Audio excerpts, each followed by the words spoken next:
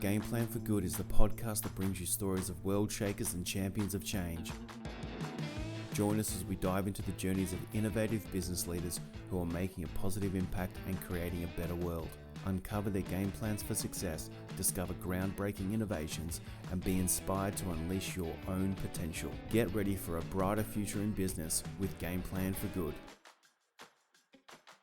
And welcome to Gameplan for Good. This is a very exciting episode because we have a change today.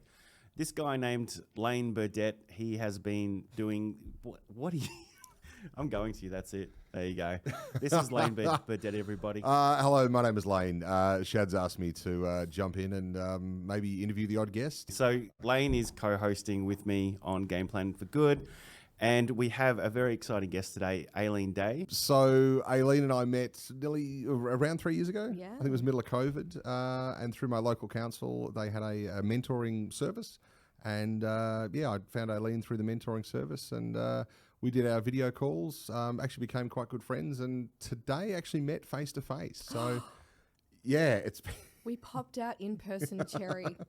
We did. So thank you, Shad, for bringing us together. Yes, thank you, Shad. Finally. My pleasure. So no, right, what are we talking about today? Okay, so today we are going to talk about sex. Not the way you're thinking, but we'll get into that very soon. But we'll throw across to Aileen, ask her obviously what she does, and we'll go from there. So what do I do? What do you do? What do I do? Well, I like to tell everyone I'm the proliferator of the term sex, the joy of sex. Very good. And for those playing along at home, they might be thinking, what did I just tune into? But what I do is I advise organisations, large, big, small, teeny tiny, on customer experience and customer experience disciplines, management, strategy, basically anything and everything you need to do to keep your customers satisfied and coming back. So loyal customers. Okay. And over time, what I started to learn was you need to get people's attention. And one of the best ways to do that is to talk about sex. And the reason it works so well when you do what I do is because in customer experience, so again, if you're playing at home, get a pen and paper or your keypad, whatever works for you. And I want you to type in CX. So CX is the abbreviation for customer experience. Right. So under that, I want you to go CEX. Right. Okay. So CEX is the abbreviation for customer employee experience. Nice.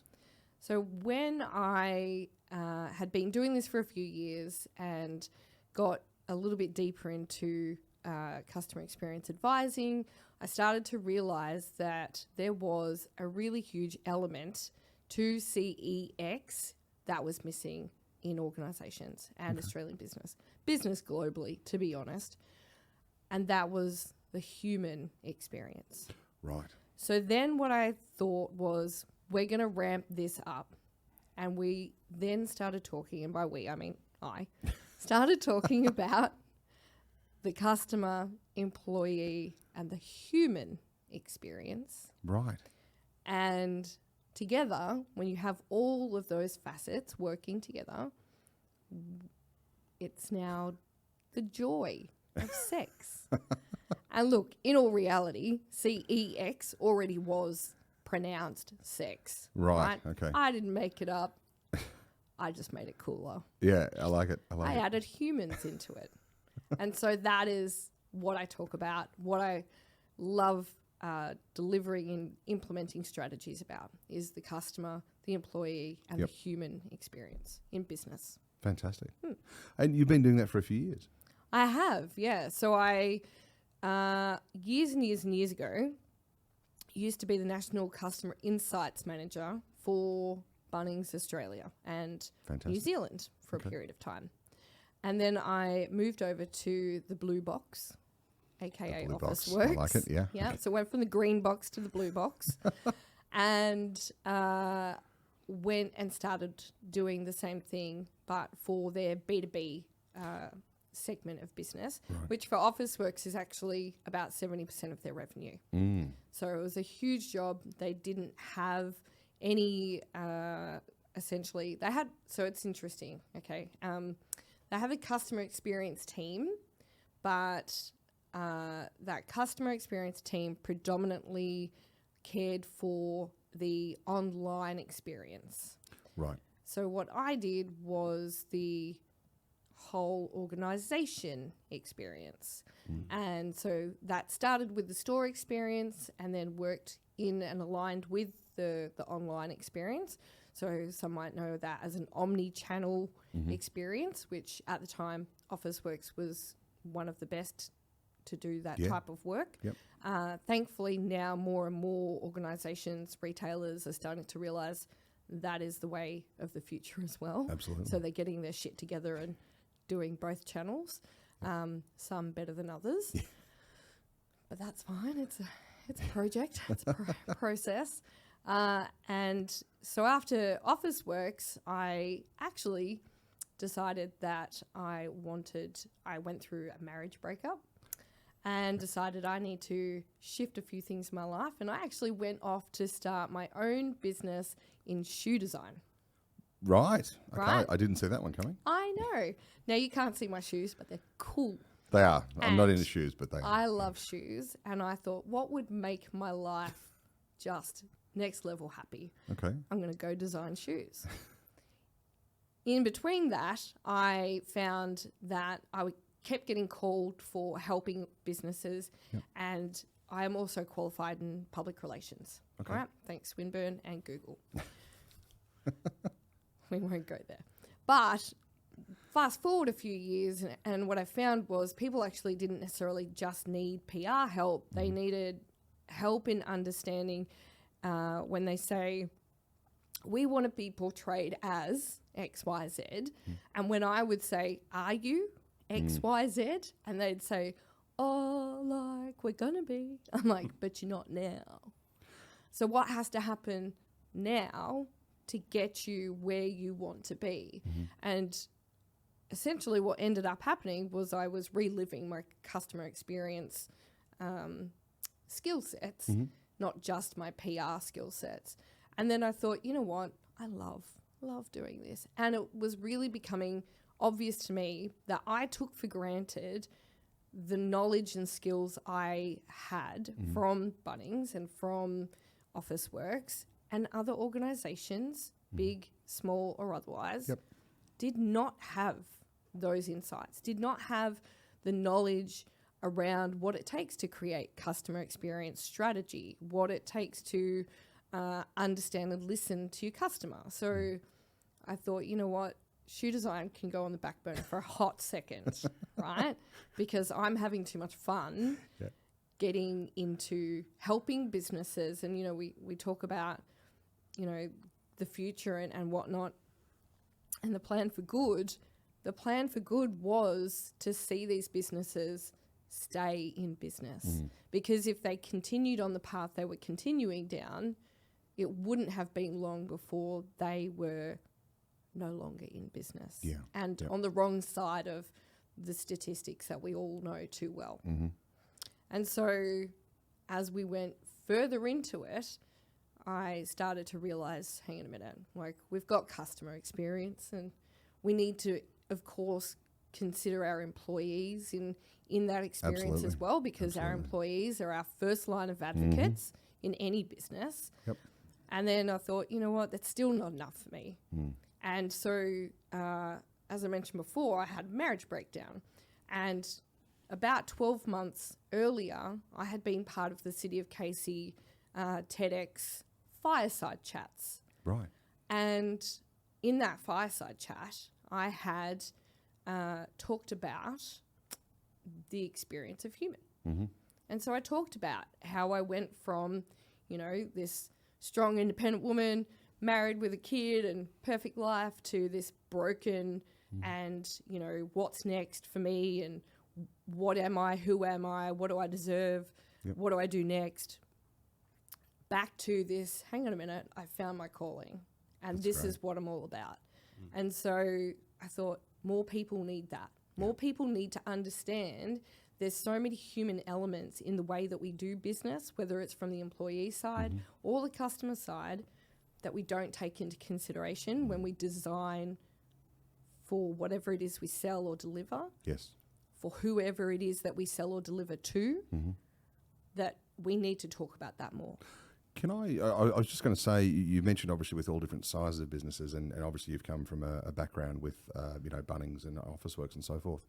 I imagine the smaller and medium-sized businesses, their systems haven't been, in a lot of cases, designed as such. It's more been, okay, Joe's done this bit, Steve's done this bit 2 years later, Elise has come in and done this bit, and then as a result, their system is whatever this is at the time. But there's been, in most cases, I imagine, fairly little design behind a lot of their systems. Yeah, a lot of it comes down to what can we do to cope. So they design their systems to cope, Right. not to scale. Yes. Okay. Right? Not to be able to deliver or design a service that can implement scalability, that can implement loyalty. So what happens is they, in my experience, when it comes to maybe small businesses becoming medium businesses, is the medium businesses still tend to treat themselves like they're small. Right. So okay. they end up creating huge bottlenecks. So the boss still wants control, Yes. right? Yeah. They still want to sign everything off. Right. But where they used to sign off, say, 3 things and it would take 3 hours, now they're signing off 300 things and it takes 3 months. So the customer experience becomes further delayed. The team experience becomes further delayed, more frustrating, because customers are now saying, where's my stuff? What can I get? Why is it taking so long? Well, actually, the boss wants to just review it. Well, the boss needs to let go, right? And perhaps the person that is your general manager was actually just your secretary to start with. And you grew so fast that rather than recruiting someone that had experience in people management, you just said, hey, that's your job now. Because we just need to cope. Yes. Yep. Right? And then what happens is, and this happened a lot during COVID with organisations that found themselves to become essentially, what were they called? Essential services out of nowhere. Like one day, you're just doing your thing, and the next day you're the only one doing your thing, and everybody wants a piece of you. And so you've got to cope. You've got to be agile enough to get through that experience. But what you then do is you create perhaps processes, but you don't then follow through with documenting those processes. So then one person might do that process and then it might not happen for the next person because they didn't know. You just kind of this disjointed way of doing things that ultimately, with great intentions, isn't sustainable. And you then allow the customer experience to fall to pieces because of it. And as a result, obviously training off the back of that is, well, questionable, I suppose. Absolutely questionable.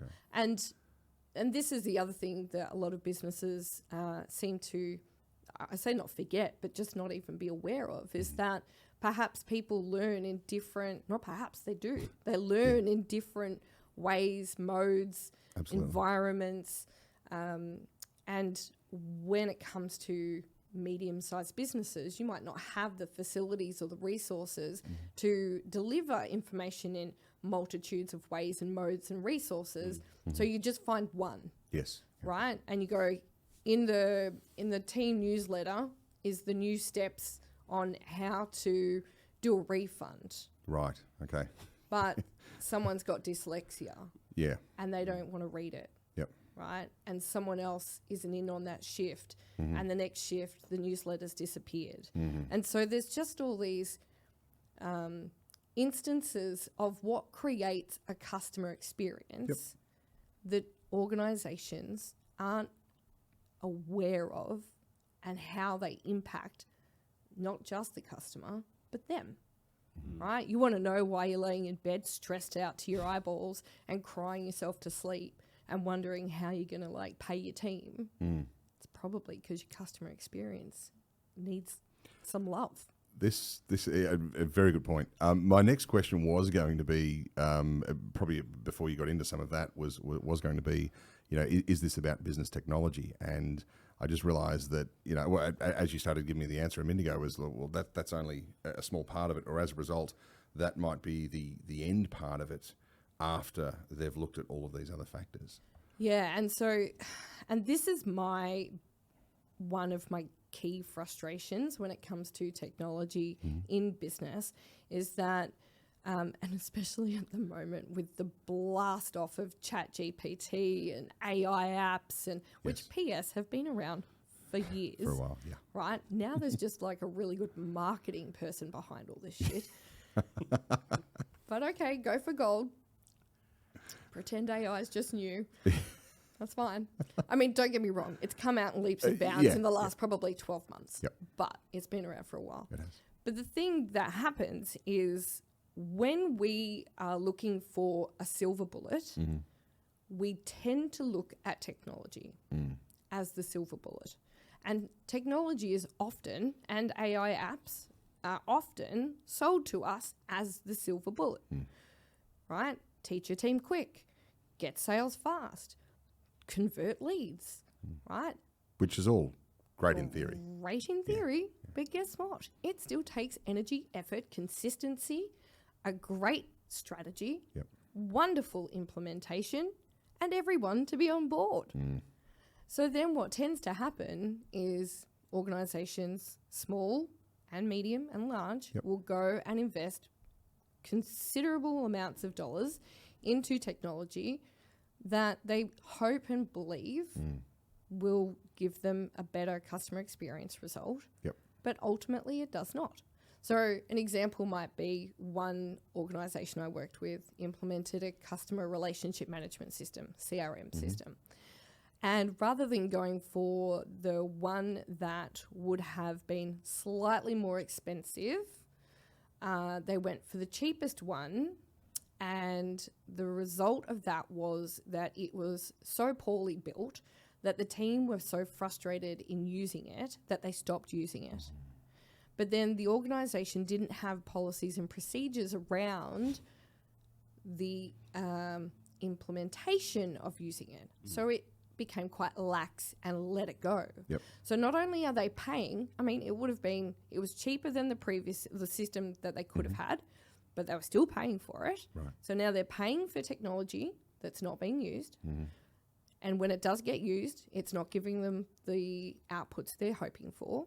The return on investment is nil, if not now negative, because the team member experience, the employee experience is so negative towards this platform that they now hate doing that particular part of their job. And that then, I was just going to say, that then flows on to the way they work, the way they then view the company. It became toxic. Management.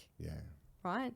Because then what would happen is customers would contact them hoping, expecting that information about their accounts should be in this CRM, and no one knew what was going on. There's no notes. There's no nothing. You need to explain that to me again. Tell me again what the problem is. So then you're making the customer relive this situation over and over and over again.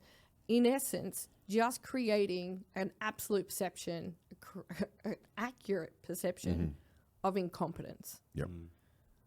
So then customers were starting to drop off. And then the business's answer was not to look at, perhaps we need to look at a better CRM. And the reason this other CRM was more expensive was because it came with a better user interface. So it was easier to use and training. Nicer to look at. And training. And training. Okay. Right? So whereas the cheaper system had a terrible user interface, was horrible to work with, and they had to figure it out themselves with a user manual. So at the end of the day, it really just wasn't fit for purpose at all. Correct. So they went, technology will save us. But technology actually made everything worse. And the thing is that this happens time and time and time again. Aileen, I'd like to ask you, and we're talking a lot about the problem, and I do want to get to some of the solutions to offer some real value to our listeners. But how big is the problem? That's my question number one. And number two, what are some of the ramifications when customer experience is neglected, because no doubt you would have businesses out there that think they're doing well, but they're losing, like, it's a moving population. Their customers would be like a moving population. Yeah. They could be holding more customers, attracting more customers. So how big is the problem, and what are some of the ramifications? The problem is that if you don't implement a quality customer experience strategy, if you don't listen, or if you don't have the forms in which to listen and act upon the insights you collect from your customers, in essence what you're doing is you are serving them blind, or you're serving them what you want, which is not necessarily what your customers want. And so what then happens is you lose your business to the competition, who will listen, who will deliver consistent experiences. And so a lot of customer experience advisors or, gurus will tell you, create a raving fan, wow the customer. And I'm going to be blunt, and you can beep this, and I'm going to give you a second to get ready. But fuck that. I might have been late on the beep. Yeah. Don't worry about wowing them, because the bar to wow is so low these days. All you have to do is deliver consistently on what they're looking for. And they're not looking for wow. They're looking for ease of use. They're looking for friendly. They're looking for empathy. So again, that human aspect. And they're looking to make sure that the business that they're dealing with actually gives a toss about them. And so they're in it for the customer, not in it for themselves. It comes down to what's in it for me. So a perfect example of in it for themselves is, you might have heard about the Net Promoter Score. It's a old school metric around measuring customer satisfaction and loyalty. And you might have heard it. It goes something like this. How likely are you, out of 10, to recommend Lane Burdett as a podcast host? Sure. 0 being not at all, don't please ever do it again. 10 being, oh my God, this was the most amazing experience. I can't wait to have it again, right? So that's a net promoter question. Right. So what then tends to happen is organizations implement this net promoter question, and they then say, but if you're not going to rate me a 10, don't rate me. So then I instantly know you're not in it for me. Yeah. You're in it for you. Exactly. And your business will fail. That is the impact when I can instantly see or quickly see that you're not here for me. You're here for yourself. Then what happens is organizations, there's a pretty common statistic, right? So I think it's like 1 in 4 organizations will fail in the first 12 months. And then every couple of years, that goes up 100%. It does, yeah. Right? Yeah. And then so what happens, you're talking about, oh, we're making money. This is great. And so I literally just wrote a white paper that touches on that exact subject, because it's a fallacy that just because you're a big organization or that you're rolling in the coin, that you have an impeccable customer experience. What you probably more than likely have, if it's not a great customer experience, which is exactly why you should be rolling in the coin, but if you're rolling in the coin without a customer experience strategy in place, it's likely because you have a wonderful marketing budget. Okay. Yeah. Makes sense. And so then what happens, or you're one of these organizations where over COVID, they found themselves to be an essential service. So yeah, you're rolling in the coin, but you are drowning because you don't have the disciplines in place. You don't have the disciplines in place to listen to your customers, let alone act upon what you're learning.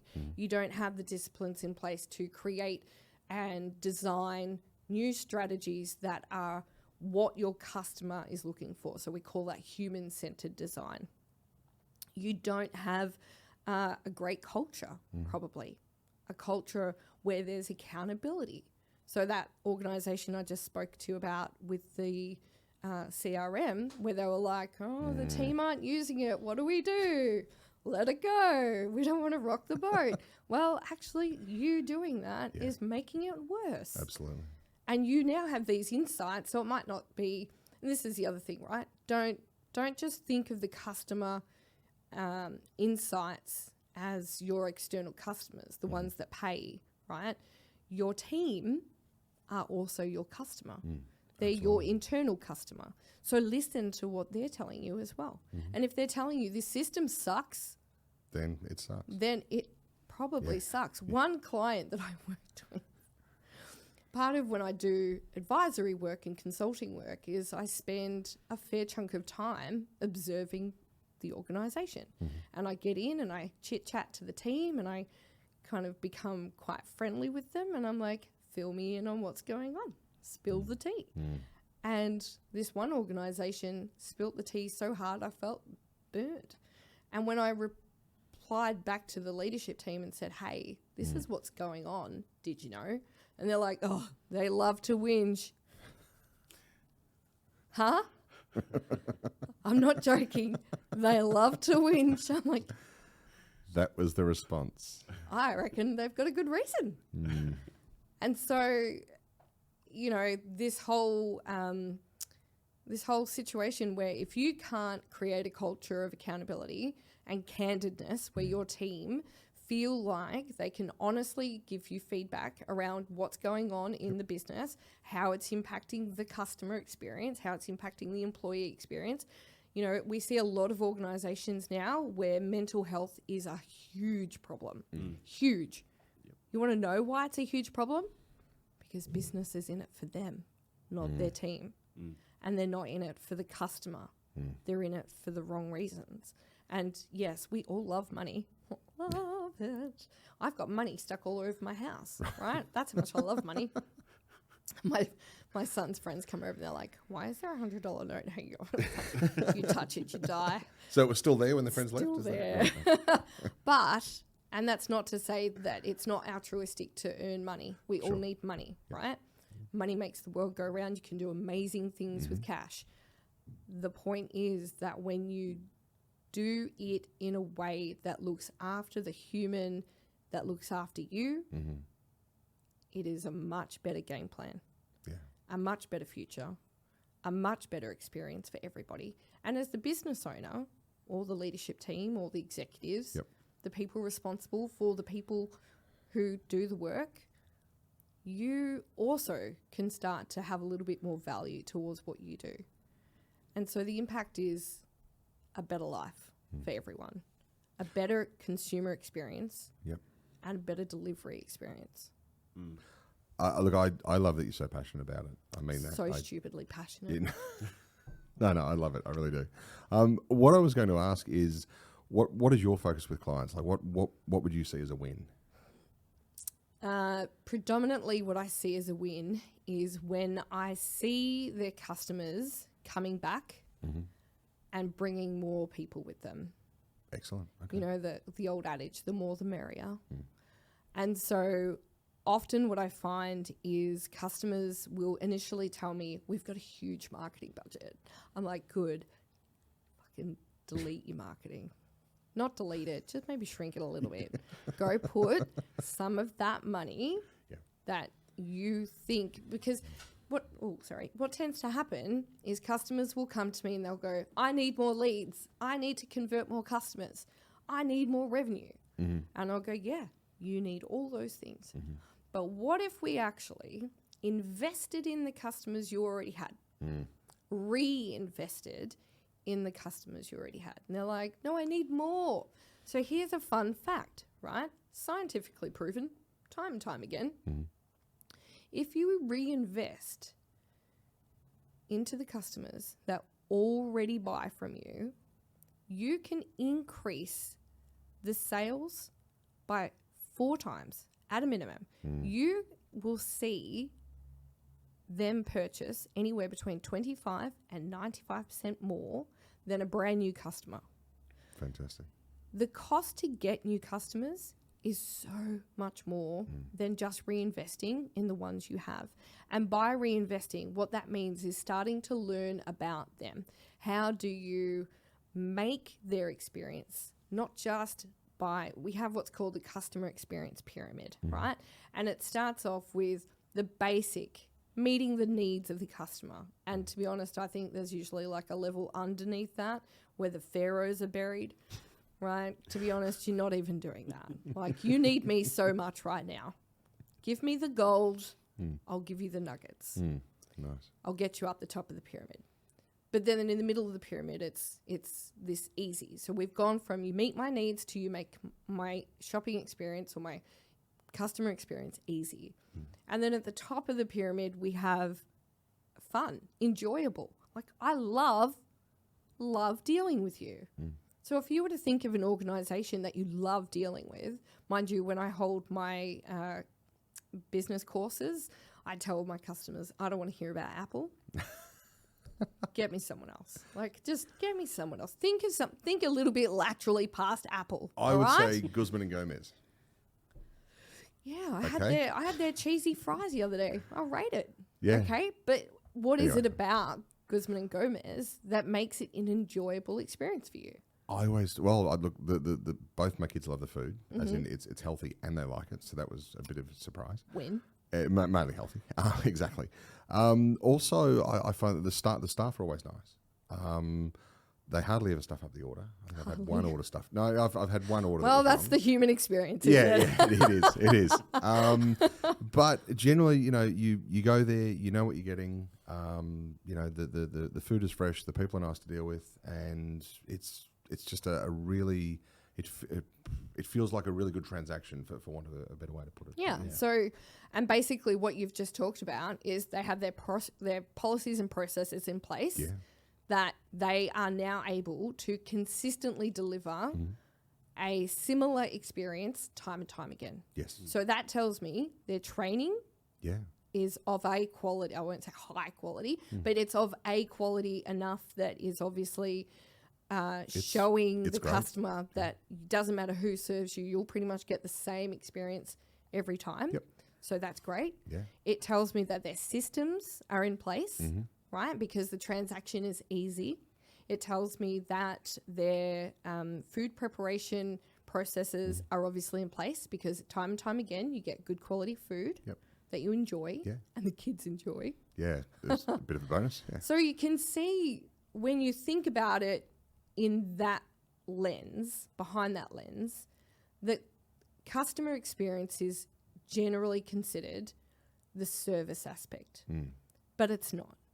And what I try to explain to people is customer experience is like a pie, and customer service is just one slither of that pie. And then everything else, when it comes to business, is another slither of that pie. Makes sense. So your systems and processes, another slither of pie. Your customer service, piece of pie. Your culture, another piece of pie. The way you listen to your customers, another piece of pie. Yep. The way you implement change, another piece of pie. The way you market and advertise yourself, another piece of pie. So I shouldn't say delete your marketing budget, but also drastically reduce it and look at how you can take care of those other pieces of the pie to get the customers who are already walking in the door to walk back in and bring their kids, walk back in and bring their mates. What's a piece of the pie that people in business typically neglect and don't see as something that's, almost vital to the customer experience? Is there something there that where you might be able to help businesses just understand just an area, like an extra touch? Relationships. To move them into that part of the pyramid where it's an enjoyable experience. Yeah, relationships and personalization is that's how you move them from the middle to the top. That's the summit. At the point where, without being creepy, like when I go to the jam factory in Melbourne, yes, I walk past the jam factory, I get a text message from the jam factory. They know I'm there. I was going to say, not creepy at all. Creeps me the fuck out. Right? As a customer experience advisor, I'm like, I don't know how this happened, but unsubscribe me. Right. I literally can't tell you how it happened. I didn't sign up to anything. I don't know how they got my number. It's weird. Don't do it. If you're that organization, stop it. Right? But at the point where, for example, I'm trying to think of an example recently. I haven't experienced one. I invite organizations to do this, though. It might be, for example, you might have purchased some stationery. And the organisation says to you, hey, Lane, we saw you just purchased a fresh moleskin journal. This stuff's coming, I'm sure. Yes. Right? Yeah. Did you know that what goes great with a moleskin is this pen and this moleskin cover? Right. And the next time you come in, we're going to have it ready for you. Unreal. Personalisation. Yeah. Or it might be, we know you've got this type of journal or diary and it's now the new financial year. The next time you visit our store, bring this with you and they will have the new financial year insert available for you. Customization on a utility scale, right? It's helpful to me, not creepy stalker shit. I've noticed Amazon, I think, do that quite well. Do they? Yeah, I believe so. I love Amazon. Yeah, so I tried not to use them too much. No, same. Look, I've literally only, I think, purchased off them 3 times. But Australian suppliers. Agreed. But I know there's a place in the market. They have absolutely. Actually, I'm going to add them onto my list of people you can't talk to me about with Apple. Amazon. Look, they've just KO'd it, all right? Find me someone else. Okay. But yes, I mentioned agree. them as an example of a company exactly that have got That's that why aspect they're of it doing so well, Yeah. because they personalise the experience. No, that makes total sense. They get you to the top. Absolutely. Can I jump in with a question? Please. Of course. What is it that makes you so excited about sex? Sex. Well. C-E-H sex. X. C-E-H-X, the joy of sex. What gets me so excited is that it is essentially untapped, especially here in Australia. So I am, at the moment, there's an organisation called Sage Publishing over in the US, and I am the series editor for the CX series of academic case studies that are being submitted, double-blind, peer-reviewed, being utilised for education, global education on customer experience. What I'm really starting to find is that around the world, customer experience is a thing. When I get back home to blessed Australia, it's still so fresh. And what makes me so excited is it's nearly like we're on the cusp of a revolution, in the sense that businesses are going to have to, if they want to survive a digital revolution, also understand what it's going to take, that digital is not the only way to survive. You have to complement it with a human element. And you have to complement it with good design. And you have to then complement it with great people, right? You could build a bot, and I had this conversation recently with someone. They said, do you want your bots to show empathy? And I said, yes. And they went, why? And I said, because behind that bot is a human. A human built that bot. And so a human should understand when it's time to show empathy. No, that makes sense. And so what excites me is the promise that in some short period of time and space, that the Australian business landscape will learn, and not just learn the theory, but learn how to put into action customer experience disciplines that create value, that create a motivated and engaged team that drive the right people to want to be not just employed by you, but serviced by you. Mm-hmm. And you find the people that you want to service. Yeah. You find the people that you love. And because you love them, they love you back. And then they bring more people. They're like, you need this people in your life, because they get being people. And that is a whole thing that is on its way. And I know it's on its way because it's already made its way around most parts of the world. It's only a matter of time before it gets here. But we're going to do it in a way that suits the Australian landscape. And that's something I'm really passionate about, is you'll find there's so many books on customer experience. And I've just written the first draft of my own. Nice. Called The Joy of Sex. Of course. The casual understanding, the casual hookup to understanding the customer, employee, and human experience.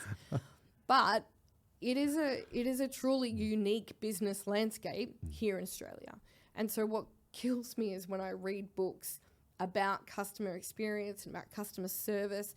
And, you know, for example, there's one book, and they talk about being greeted at a hotel and the personalization that can come with being greeted at a hotel. And the bellboy sees this businessman, and he, you know, essentially, Mr. Hart, welcome back to, and I'm like, if that was in Australia, you'd probably get punched in the face, right? And now I love bras and things, right? The retail shop here, bras and things. Talking about sex, I love the sexy bras and things. But at one point, I had to question who was teaching them customer experience and customer service. Right. Because I would walk into a bras and things shop, which is small, Sure. right? Inside a shopping centre, always. And I was met with, "Hi, welcome to Bras and Things, Fountain Gate. Can I help you?" And I'm like, get the fuck I was going to say away from me. just a bit too much. Calm down, tiger. Yeah. All right. A, I know where I am. I don't need you to tell me. And B, chill. Yeah. Down, Too girl. much, too much. Down. Too much, right? And that is the American, traditionally the American way of you know, being available to a customer. But it is not the Australian way. Off the back of that, I might, if we can just bring it back a bit. Yeah, do that. To I get excited. I'm like a chihuahua. I'm just thinking more to the sort of small to medium business segment. You mentioned before that, you know, not enough businesses, you know, get help until it's actually too late. Yeah. It's not like they're... Breaks my heart. It's not... Literally, I could cry right now. No, I believe you. It's... You see businesses... you know, try and get it right. Obviously, they're operating their business, and in theory, they've ticked most of the boxes. Yeah. But they're really not getting that customer experience component right. Yeah. Would there be maybe a few pointers you could? I would say, you know, there was my husband had a tattoo studio in the leafy suburbs of Berwick at one point, and there was a very cool health food / protein bar type retail outlet that sold all the muscle stuff. Clearly I don't use it. I'm not their target audience. I don't think Shad and I are. No. Either, but Speak for they yourself, had a really cool juice bar kind of towards the front of the shop. Yep. And so that was the bit that caught my attention when I would go and visit the tattoo studio. And I went in there one day to get a juice, and she said, I'm really sorry, the juice bar is closed. And I went, oh, that's upsetting. And she said, yeah, today's our last day. We're closing the shop. And I went, why? You've barely been here. Yeah. And she said, yeah, it's the location. And now this is a common issue. People will tell you it's the location that is the problem. Number one, if you knew that, why would you build there? But also, it's not the location, not solely the location. No. And so I ended up standing there and having a really good conversation with her. And we talked about, what do you do? How do you get the message out? How do you get customers to come back? And so what was missing for them was they just kind of did this field of dreams situation. They built it and hoped that people would come. And then what then ultimately happened was they had a few good customers, but they had no way of getting those customers to come back. And the price points were competitive. There was great parking. They had the juice bar going for them. They had all these great things going for them. Sounds good. But they didn't do a very good job at marketing. And yes, marketing is important. Don't get me wrong. Yeah. But it's not everything. And in this situation, they were doing the obligatory Facebook, posts and Instagram posts, and that was great. And that was drawing customers in. But then when they got in, there were instances where they didn't have the ingredients they needed for the juice bar, or customers were looking for a particular protein powder that they didn't stock, and rather than working out how can I stock that, they were just saying, oh no, we don't stock it. There were instances where the customers were looking for perhaps even more of a personalized service, and were looking for nutrition advice as well. So, and they were like, oh, we can only kind of tell you what's on the can. And so part of me was like, are you in the right business? And they're near a gym too. And they were near a gym, but they were next to a tattoo studio. Yeah. So, lots of buff dudes walking in and out of there. Such a horrible thing. But then ultimately, the more I talked to her, the more she would start to tell me about how they had problems with their FPOS machine. And so often customers would not be able to pay because they would only be able to take cash. And, sadly, who uses cash anymore? Please go back to using cash. It's so important. Please use cash. But it was a problem for their customers. And so there was just these 1%ers of issues that together became big issues. And then what happened was customers didn't feel like it was easy to shop there anymore. Right. And so it wasn't the location. The location was actually quite good. It was nestled in a very busy main street, and it had great customers, great shops around it. Like I said, constantly buff dudes walking in and out of a tattoo studio. There was a barber right next to them. They had a great setup. It's just that all of these 1%ers that they didn't take into consideration all added up to be a big customer experience problem. They were no longer delivering value to the customer experience. They were actually making it hard for their customers to give them money. How many times as a customer have you said, oh my God, I just want to give you my money. Why do you make it so difficult? Right? And so then you've got another example in another organization where an element of the customer experience that wasn't necessarily considered an impact to the customer experience was the KPIs that the team were being held to. So in this organization, the sales team starters were not actually employed by the organization. They were contracted. Okay. And what that does to the customer experience and the employee experience and the human experience is that it instantly detracts from my loyalty to you. It's a separation of... Absolutely. I am not a part of your organization. I don't have to care about the things you care about. I don't really potentially share the same values. I don't really buy into your vision. Just get me, I will do my job and I will go home. It's kind of like all care, no responsibility. Yeah, and I don't need to protect the reputation of the company either because I'm not invested. Absolutely. And it's a massive issue that we see often in third-party logistics where organisations will hire logistics and trucking companies and transport companies to deliver on their behalf. And the experience delivered by the delivery people is very different. Very different to what the organisation themselves would have delivered. But again, they are not part of your team. Their care is not what it could be or should be. So then in this instance, that was the situation. They had a separate sales team. And then what would happen is the sales team would make a sale and they were held to a particular KPI. So let's say, for example, they had to sell 55 whiteboards, and actually I shouldn't use whiteboards. Everyone will think it was Officeworks. It wasn't Officeworks. They had to sell 55 widgets, right, in a week. It's not Officeworks. Not Officeworks. Officeworks have their own team, very, very caring and all about the business and the customer. But say they had to sell 55 widgets in a week. Then what would happen is those widgets would go to the actual organization's team, support team, to take on and do with what they needed to do. Now, then what would happen is if, say, for example, the sales team didn't sell 55 widgets in a week, the KPIs that the rest of the organization were held to were absolutely 100% reliant on that first team succeeding. Oh.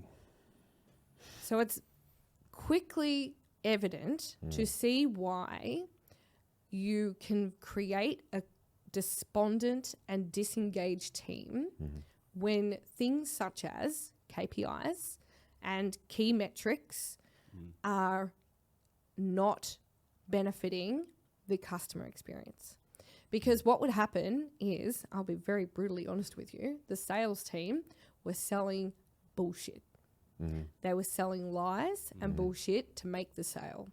Then what would happen is the sale would go through and the team of the actual organisation, the ones that do care about the organisation, the ones that live the values, live the vision, want to be there for the long term, want to see the organisation and the customers thrive, would then have to attempt to live up to these lies or mistruths or bendings of truth. And if they couldn't, the amount of times that they were finding themselves threatened with legal action was actually becoming quite concerning. But the sales team didn't care because the sales team hit their target. The sales team got paid, not just paid, but handsomely paid. And then everybody else after that, it didn't matter to them. So the customer experience was instantly degraded because of the way the organisation created KPIs and metrics to the business and the team.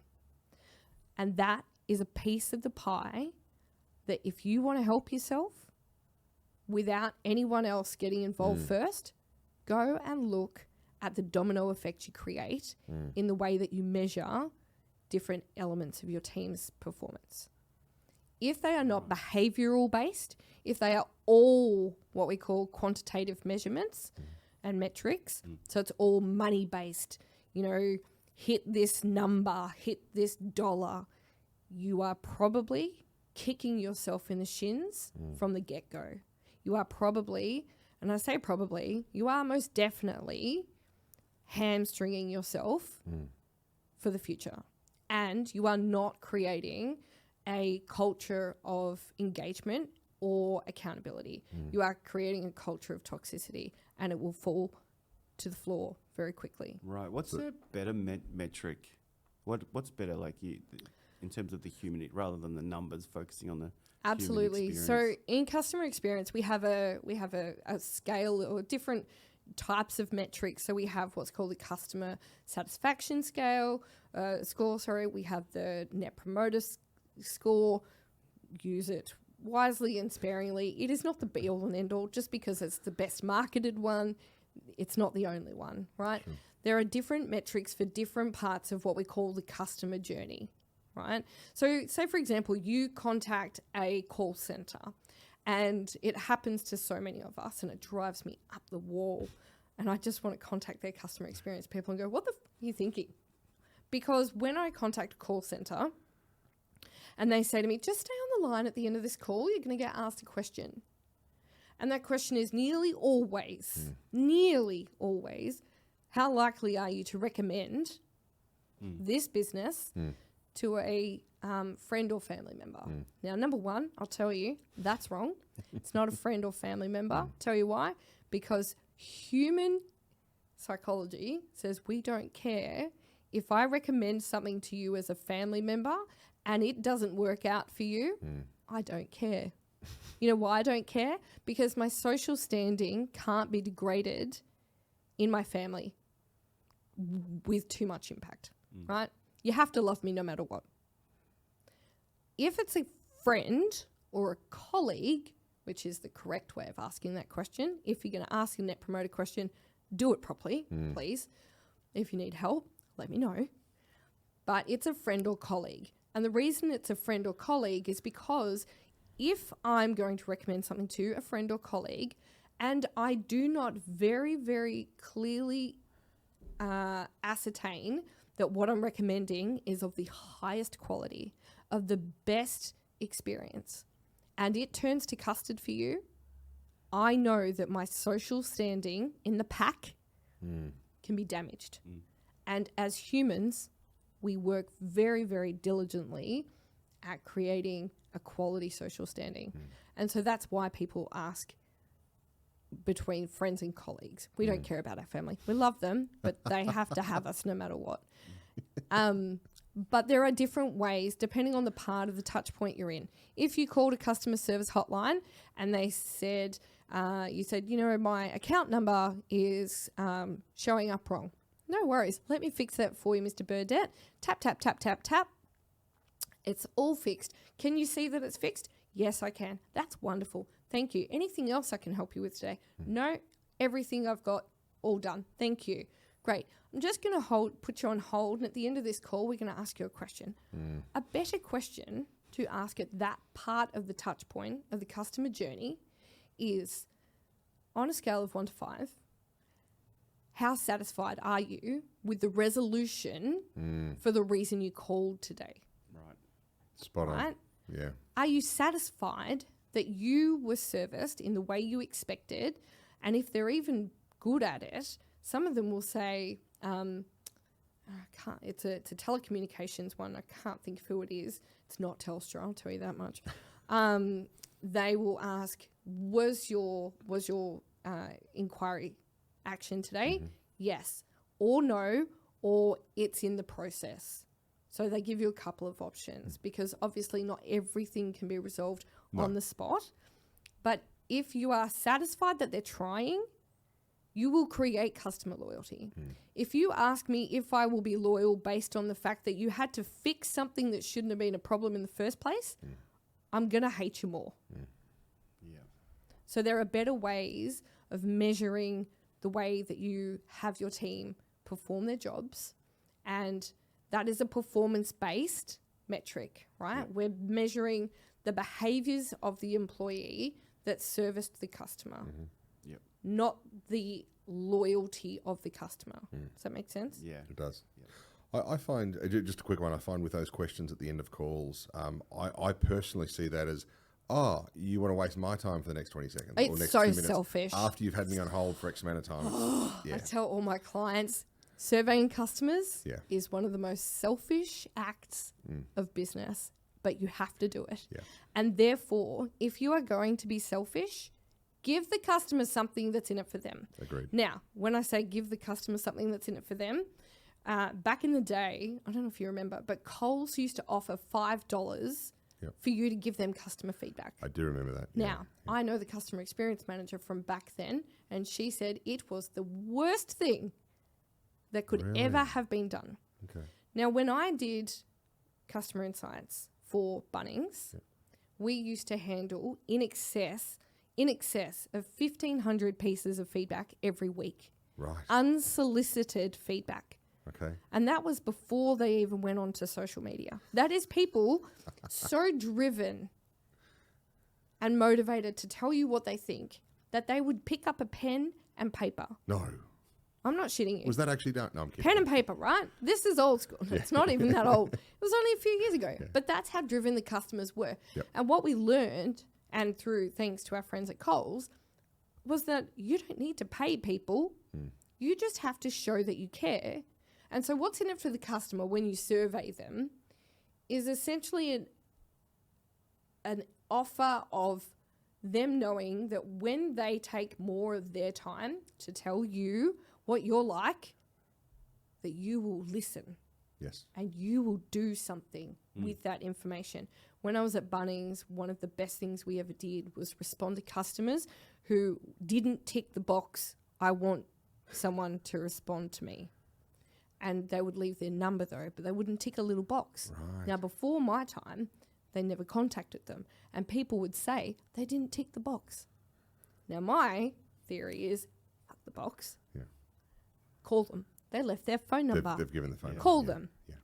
And they would answer the phone and go, oh my God, You actually care. you care. Yeah. So when we talk about a human experience, you know, and we talked offline about your experience at Guzman and Gomez, Yes. Yeah. that you left them feedback and you actually heard from people. They were fantastic. And they were willing and wanting to implement the feedback that you gave them. Absolutely. That is when it's no longer selfish.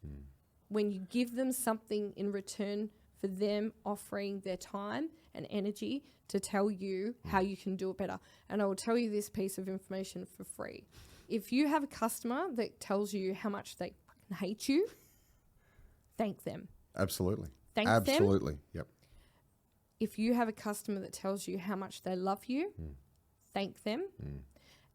Because what's scarier is the customers Who don't say that don't say anything. They're the ones who will leave you in a heartbeat. Even if they tell you how much they hate you so much that they still want to tell you about it. And what's really the human psyche of all that is they're telling you because they still have this like little hope, well of hope in them that you'll do better. Yes. They had an expectation of you. You didn't deliver on the expectation. Now, a lot of businesses will say, oh, they just have these crazy expectations. Well, you know why they have crazy expectations? Because probably out in the media, somewhere in the ether, you set those expectations. True. Or in some instances, life has given them expectations. Yep. You have to manage them. No, that's great. Thank you. Thank you. I do have a couple of final questions. Go. It is called Game Plan for Good. So Yes. what is your game plan for good?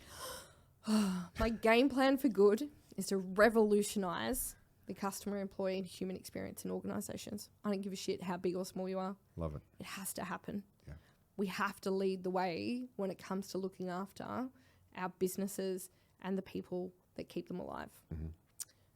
That has to start much earlier than it currently is. And so one of my biggest goals in doing any of this is not just to teach organizations how to put customer experience into action. It's one thing to learn the theory. You have to put it into action or else it's pointless. But my biggest goal is to get customer experience into schools. Into schools. Into schools. So at the moment, and for a long time, I'm 43, I studied business management in high school. Right. At 43, so 2023, it's the year we're in, Sure. the curriculum still does not have a single mention of customer experience in business management in schools. You're right. There's nothing I'm aware of. And it needs to change. And Shad, you've been a teacher for many years. Are you aware of anything in schools that you've been in that are doing anything around that? No. No. I actually taught business studies to year 10s. Okay. Very, very little in terms of customer experience in the textbooks. So to the education department, if you're listening, Yeah. have a chat to Aileen. Yeah, we're but going to be in it touch. definitely needs to, unreal. It needs to change. And it needs to be something that entrepreneurship, I love saying that word, God. Entrepreneurship is something that is becoming more and more of a valid vocation Yes. for everyone leaving school. Absolutely. And if they don't understand customer experience, strategy, listening to your customers, culture, accountability, all of that stuff from the very beginning, it will very quickly, we'll see those statistics of businesses failing go through the roof. Agreed. And it scares me. And it's already and I bad don't enough. want them to. I No. want to see them win Absolutely. and their customers. And final thing, you do have a course coming up. I do. Do you wanna tell us a bit I about have the CX in Action course. It kicks off in August, on August 8th. Okay. Not too far away. No, not too far away. And it's predominantly, it's a 6-day sessions over 5 months. And the reason Nice. is because we're literally doing customer experience. We're putting it into action. Nice. So organizations who have teams are invited to take part, and basically they will be implementing after each session. We will be doing a discipline per session, and at the end of the immersion, after 5 months, they will be presenting their customer experience in action project to myself and some other CX colleagues from around the world. That's great. Yeah. And with that, they will then have not just the theory behind customer experience, which is pointless, absolutely pointless. Like, how many times do you go to a course and you go, that was fun, but you don't actually put it into action? Yeah. Well, this is It's quite a this is you are doing it. on We the are tools. doing it with you. We are going to make customer experience a thing that happens in your organization. You are putting this into action. I can speak from personal experience, certainly with Aileen. Yes. Yeah, her feedback and guidance has just been fantastic. So, Mm-hmm. yeah, anyone interested in that, I'd certainly encourage them to. Well, how would they find you? They can find me on LinkedIn. Look for Aileen Day, CCXP, or just type in Aileen Day Official into either Instagram or Facebook, and you'll find me there. Fantastic. Shad, did you have any? Yeah. Oh, before- actually, Yeah. here's an even more fun way. Type in hashtag CEHX. Of course. You'll find me. Fantastic. Awesome. Look, I've just got one thing. Lane, well done. I've enjoyed Well you done, Lane. as the co-host. First I time. love First popping time as a cherries. First time as the co-host on Gameplan for Good. So Thank you. I'm pretty sure I'll have you back. In fact, in about 15 minutes. we've If got he another doesn't, podcast if he and- doesn't stop tapping the table. Yeah, you got to I stop need to tapping the stop that. I table. do need to stop Yeah, that. look, Yeah. my fault. It's a glass table. So, Thank you. But yeah, this is cool. I have a new co-host. We have Aileen Day here, and you've been amazing. And Thank you for having me. Absolutely. Thank you for watching Gameplan for Good. Stay connected with us on social media to discover more game-changing stories and gain valuable business insights. All of our episodes are recorded in our Assertive Media studio in Melbourne.